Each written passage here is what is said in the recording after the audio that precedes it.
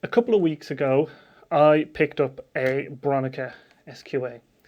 And with this, I knew I was going to be shooting 120 film. And I needed a way to scan 120 film because I like developing my own film. At the time, I was developing my own black and white film. And now I'm actually developing my own slides as well. So I needed a way to scan this film into my computer to do work on it. And after doing some research online, everyone seemed to suggest, and the general consensus was, for scanning film, a good investment is a nice scanner for film. So I purchased this, the Epson Perfection V550 Photo. And I can tell you, without a shadow of a doubt, that it is an appalling heap of junk. And not even like in a good way. This thing is, I think, one of the most regretted purchases I have ever made. Now, I do a lot of research into something that I'm purchasing, and this thing seemed to tick all the boxes. The reviews are great, and then once I actually tried scanning film, it was trash. It's a dumpster fire. It's a flaming dumpster fire. It's a flaming dumpster fire filled with asbestos. It's just garbage. And no matter what I done, I couldn't improve it. Okay, so here's the film holder. First of all, this is the film holder for 120 film, and it's a flimsy piece of crap. It doesn't hold the film straight at all. The film will just bow like a half pipe, so it's not in focus. They give you this card to put like over the film to like push down on it to keep the film flat. Doesn't work properly anyway. And this, like, these rails are just, this thing is hot garbage anyway, okay? But when you scan the film, it just doesn't look very good. And I'm going to demonstrate that. So we're going to do 35mm film because that's the most common film format out there and the one I shoot the most of. So let's scan some 35mm film with the flatbed scanner here. And for our negatives, we have some pictures of some deer. These were shot in the Phoenix Park in Dublin. The deer go into rut at this time of year, and there was a lot of activity going on. The deer were going kind of mental, so let's scan some photos of that on this. And if you're going to suggest this, you know, I haven't tuned the scanner. I have tried. I have put this on shims by putting it on pieces of thin card to rise it up, to lower it down a tiny bit, to try and like get the scanner to focus on it. I've tried everything.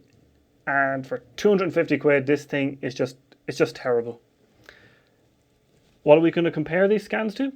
Well, we are going to compare them to this, which is the 90mm macro lens I use. And I normally scan with this and a film holder, which is this MacGuffin. If you've checked out my other scanning videos, you'll see how I use my Sony mirrorless camera to scan film.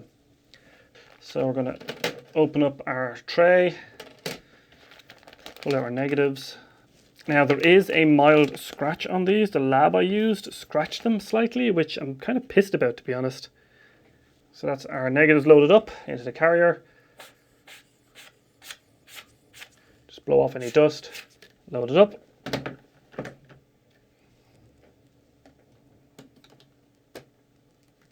You can see the lighting strip here where the light gets shone through to shine through the negatives. Okay. So now that that's loaded up. Okay, so here we have our scanning software. We have it set to color negative, 3200 dpi. I find that's the best setting. Any higher doesn't improve the detail at all, and it just takes ages.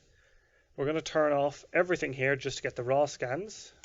Click preview, and the scanner will start doing many things. Okay, so the scans have come through. I'm not going to scan number 4, there's no point.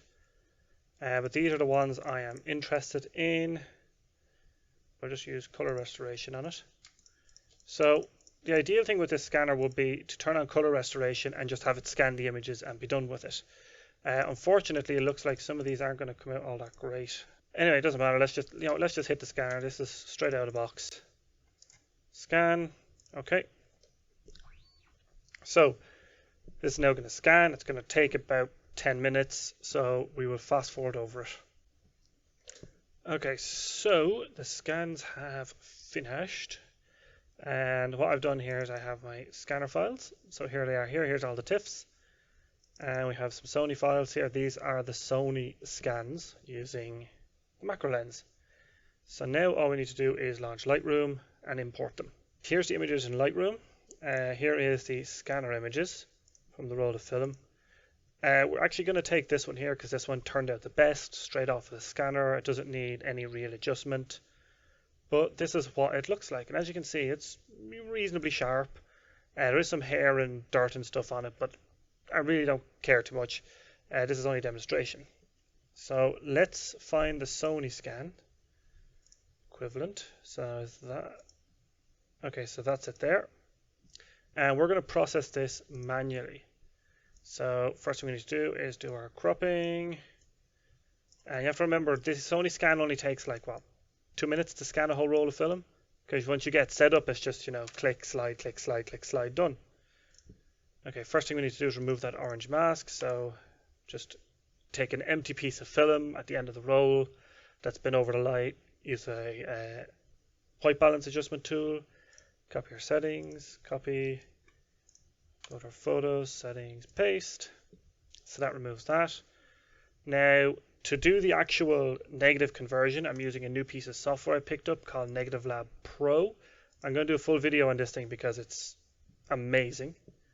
But we apply its color profile, which adjusts the negative for this the camera, because the camera doesn't shoot properly for negative, so you have to do a little bit of adjustment. Anyway, let's convert our negative. And boom, there she is. I'm going to put it on linear plus gamma, put it on Kodak mode, bring up a little more color. But yeah, apply. From a pure, you know, sharpness point of view, it's the same piece of film scanned twice, but just look at the sheer difference. This one here, you can actually see individual hairs and flakes. The grain of the film is there. It's very hard to see, but you can see it. It's probably not going to show up in a YouTube video. But just look at the scanner. The scanner is, well, it's hot garbage. So the Negative Lab Pro and the DSLR scan is just absolutely incredible in comparison. Like just look at the difference. This one, the color is just so natural and lifelike. This one here is just awkward and difficult. And you have to remember, I haven't done any corrections. I haven't done any color adjustments. I haven't fiddled with the scans, either scan at all. This is Negative Lab Pro straight out of box, and this is the Espon Scanner straight out of box. There's just no comparison. And even if you could get the color of the Espon scan perfect and looking like the one from the DSLR, the scanner just doesn't look very good at all. And I have fiddled and tested and adjusted that scanner so much. I have tried raising and lowering on little bits of card the frame holder. I have tried using different frame holders. I've tried putting the negative down flat on the glass, and it's just not as good. Now, you can buy scanning holders, you know, from Better Scanning. I think sells like much better frame holders. You could buy the Digital Lisa scanning mask, the lomography one. You can buy A&R glass inserts and all of this stuff. You can do wet mount of negatives. But at the end of the day, the negative that the DSLR scan produces combined with Negative Lab Pro just produces a better image. And Negative Lab Pro and all of the attachments, as long as you have the macro lens already, is actually cheaper.